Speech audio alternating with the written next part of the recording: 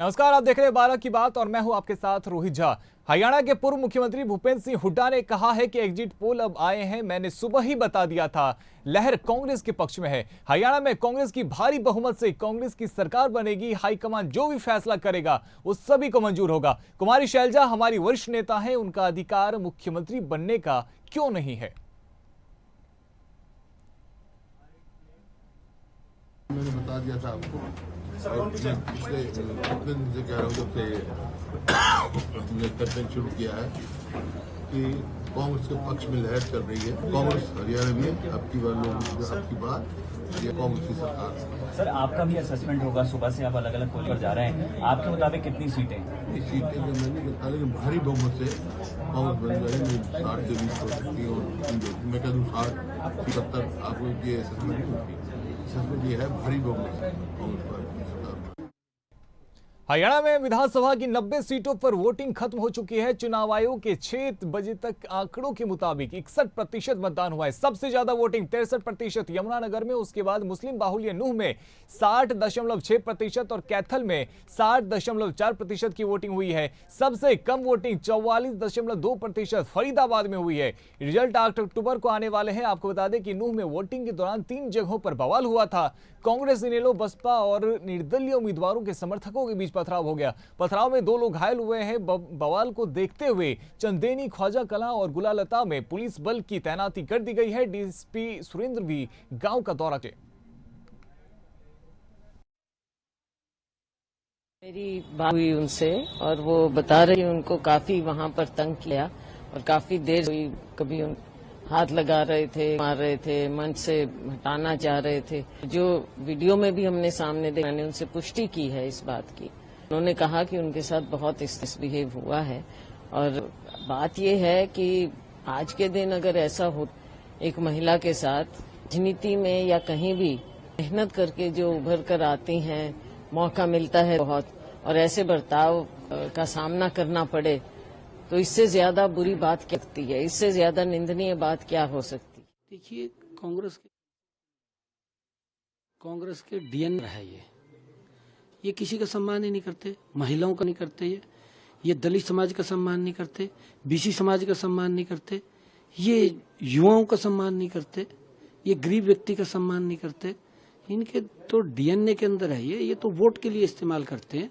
और दुर्भाग्यपूर्ण है का स्टेज के ऊपर जिसपे दीपेंद्र हुड्डा जैसा वरिष्ठ नेता हो और वो वरिष्ठ एक महिला के साथ छेड़छाड़ वो करता हो, अगर एप्लीकेशन कोई देगा जरूर करवाएंगे, कोई बख्शा नहीं। छत्तीसगढ़ के बस्तर में स्थित तबुझमाड़ के घने और अज्ञात जंगलों को अक्सर अज्ञात पहाड़ियां कहा जाता है। लंबे समय से रहस्यमयी और अज्ञात पहाड़ियां माओवादियों का गढ़ बन रही है। यहां पहुंचना सुरक्षा बलों के लिए काफी हद तक दुर्गम है, लेकिन शुक्रवार को यही तबुझमाड़ के घने जंगल हाल के इतिहास में सबसे बड़े एनकाउंटर है बन गई। बीती शाम सुरक्षा एनकाउंटर में 31 नक्सलियों को मार गया। ऑपरेशन इस क्षेत्र में वामपंथी के लिए एक बड़ा मारे गए नक्सलियों में मोस्ट माओवादी कमांडर कमलेश उर्फ आरके और समूह की प्रवक्ती उर्फ उर्मिला भी शामिल है। दोनों कमेटी के प्रमुख चेहरे हैं। कमलेश 5 राज्यों में मोस्ट था, उर्मिला माओवादी प्रोपेगेशनरी में अहम भूमिका निभा।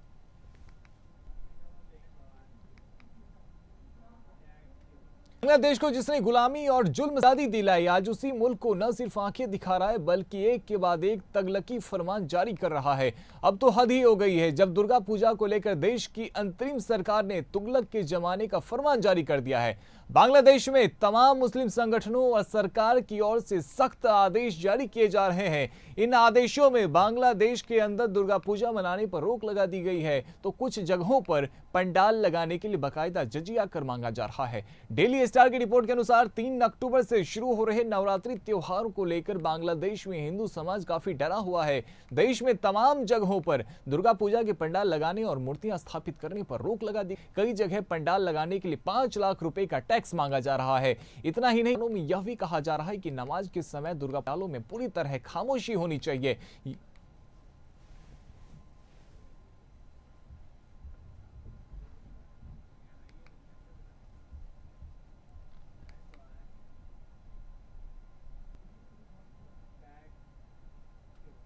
नेशनल इन्वेस्टिगेटिंग एजेंसी यानी एनआईए ने आतंकी फंडिंग और साजिश के एक बड़े मामले में देश भर में व्यापक छापेमारी शुरू की है। यह कार्रवाई एनआईए डीएलआई केस के तहत की जा रही है, जिसमें आतंकी संगठन जैश ए मोहम्मद जेईएम का देशव्यापी नेटवर्क निशाने पर है।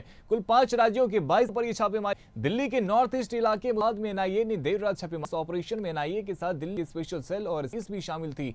सूत्रों के मुताबिक रेड के दौरान सामग्री बरामद। अधिकारियों ने कुछ लोगों को नोटिस भी जारी किया और 2 लोगों को पूछताछ के साथ में लिया है। एनआईए की टीमें जम्मू, महाराष्ट्र, उत्तर प्रदेश, असम में सक्रिय है, जहां जैश ए मोहम्मद के ठिकानों पर छापे मारे जा रहे हैं। यह पहली बार है जब एनआईए ने स्तर पर जैश के नेटवर्क पर इतनी कार्रवाई की है।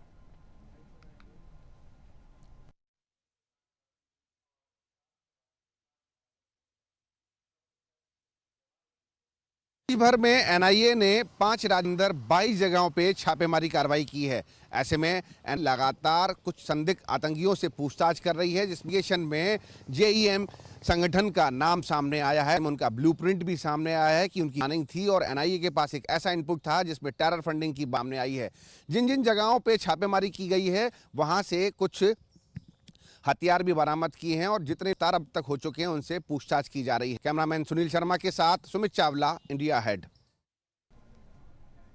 इंदौर एयरपोर्ट पर लगातार मिल रही बम की धमकियों से हड़कंप मच गया है। एयरपोर्ट को तीसरी बार ऐसी धमकी मिली है। इस बार धमकी भरा ईमेल सिक्योरिटी कमांडेंट के ऑफिशियल मेल पर आया है। इस घटना के बाद एयरपोर्ट पर सुरक्षा कड़ी कर दी गई है और सभी एयरलाइंस को अलर्ट कर दिया गया है। पुलिस मामले की जांच कर रही है और धमकी देने वाले युवक की पहचान करने की कोशिश कर रही है। लगातार मिल रही धमकियों से यात्रियों में डर का माहौल बना हुआ है।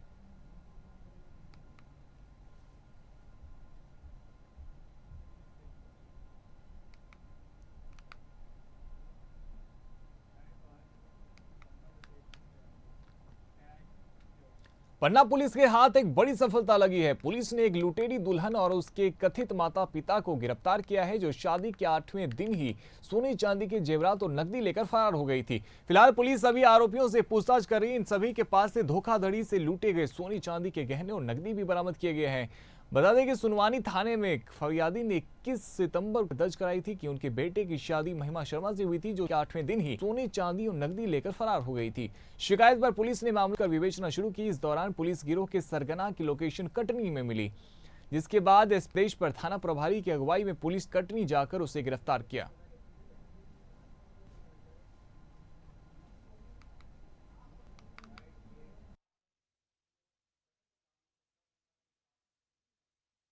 ये एक मामला जो है थाना का है, जिसमें हमारे पास कुछ समय पहले एक कंप्लेंट आया था कि एक महिला है जो जिसने शादी की एक व्यक्ति के साथ और उसके बाद शादी के तुरंत बाद ही घर से पूरा जो जेवरात और ये सब कुछ चोरी करके वो भाग गई है। तो इसमें मुकदमा कायम किया गया था और इसी मुकदमा का विवेचना में जो है आरोपी महिला और उसके साथ जो उसके साथी गण थे, जिन्होंने इस टाइप का कांड जो है उन्होंने अन्य लड़कों के साथ भी किया था, उन सबको गिरफ्तार करके जेल भेजा गया। हल्द्वानी के गौलापुर क्षेत्र में कल शाम सीआर ने 15 से भी अधिक लोगों को घायल कर दिया, जिसमें से एक व्यक्ति की हालत गंभीर बताई जा रही है और उसका अस्पताल में इलाज चल रहा है। ये एरिया वन विभाग के छकाता रेंज में आता है। गौलापुर क्षेत्र के खेड़ा गांव में यह मामला सामने आया है। लोगों ने बताया कि कई लोगों को काटने के बाद सीआर ने जानवरों पर भी हमला कर दिया। क्षेत्रीय जनप्रतिनिधियों ने डीएफओ वन विभागियों से मुलाकात कर मामले में शीघ्र कार्रवाई और पीड़ित लोगों को दिए जाने की बात कही है। 8:30-9 बजे के आस शार द्वारा जो के गांव में लोमड़ी भी कहते हैं, शार द्वारा कम से कम लोगों को घायल किया गया। 2 ग्राम पंचायतों में खेड़ा और नवाड़ खेड़ा लोगों को घायल किया और घने के बाद इसमें कुछ जानवर भी हैं, कुछ घरेलू कुत्ते हैं, उनको भी काटा गया। तो उसी माध्यम से हम डीएफओ साहब को अवगत कराने आए हैं। जो सीआर है वो शर्मीले स्वभाव के होते हैं और इंसानों के संपर्क में नहीं है।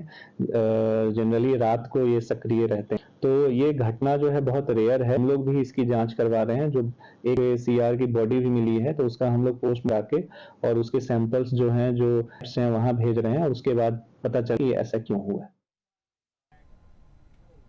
इस बुलेटिन में इतना ही। देश और दुनिया की तमाम बड़ी खबरों के लिए आप देखते रहिए इंडिया अहेड। धन्यवाद।